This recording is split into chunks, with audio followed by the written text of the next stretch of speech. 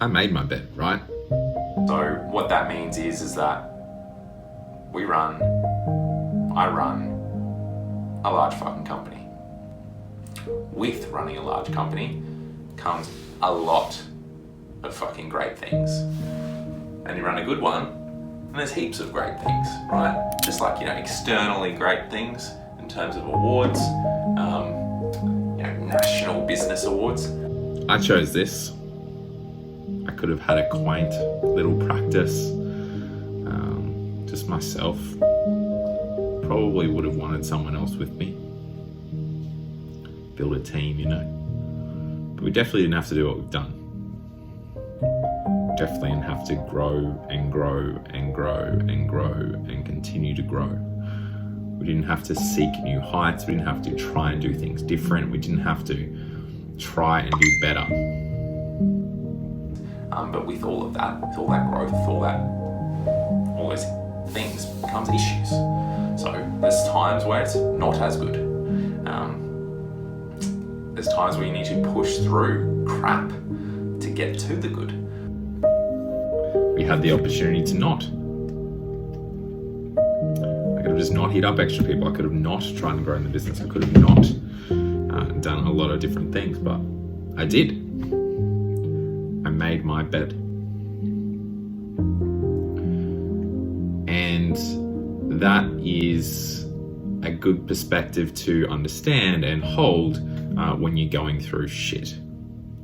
When business is hard, when life is hard, it's important to remember that you made your bed. You have the power as the business owner, of the leader of that company, or the entrepreneur,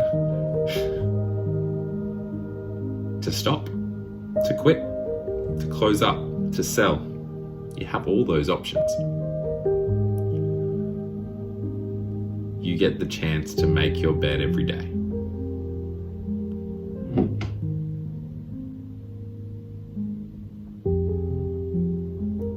And for me, I choose to seek a bigger bed. A better bed. The best bed that has ever existed. But with that will come a lot of issues. With that will come breaking ground that hasn't been broken. With that will come a lot of challenges. If you're leading a team, if you're leading a company, if you started a business that's growing, you have a responsibility. And I guess some individuals that I've seen and that I've talked to, definitely not for very long, these people, but they care a lot more about themselves and the outcomes and what they can take from the business rather than what they're actually building, and what they can give back to their staff and provide for their staff. So understanding that is really important when you are owning a business or you're trying to do things a little bit different, that you're going to go through shit. And yes, the hope is that you'll get through the other side and it'll be much better. But the sad fact is that's not always the case. It can be much worse on the other side. All depends on how you handle it. All depends on how you get through it. All depends on how you approach the situation. All depends on your perspective of that situation. I made my bed. So when people come at me about, someone's coming at me about sleep, other people about working and traveling, other people about having a break, personal life, all of that shit, I made my choice. I continue to make my choice.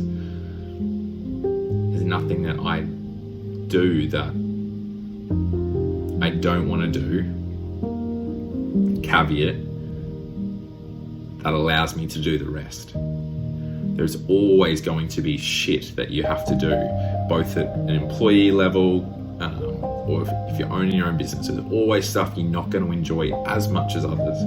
But if going through that pain and going through that challenge and overcoming that challenge allows you to then have a better everyday life, have a better business, have a better outcome, then it's worth it. That challenge, that difficulty is worth it. That is your bed. That is part of it.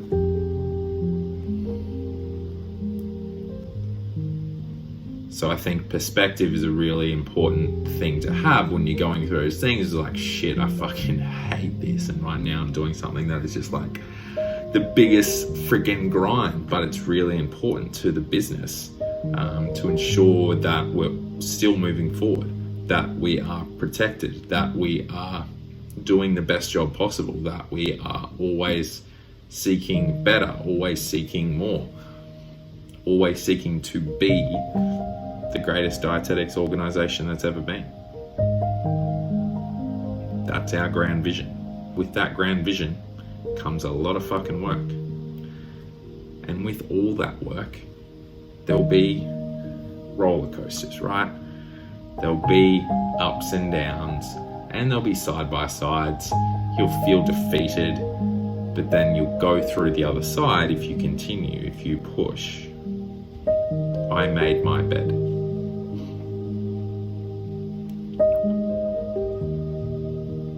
And I think that's probably the difference between those that continue and those that don't, is recognizing that there is always going to be something else that's going to try and stop you. There's always going to be something that is challenging and something that you don't enjoy. But that doesn't mean that you should push everything to the side and think, oh, I need to do something different now because I didn't really like that. I just want all this good, warm and fuzzy and fluffy and success shit. I want that. I don't want any of this other challenging stuff. I don't want to have to work longer than what I feel like. I don't want to have to get up early. I don't want to have to have conversations with people I don't like. I don't want to have to get out of my comfort zone.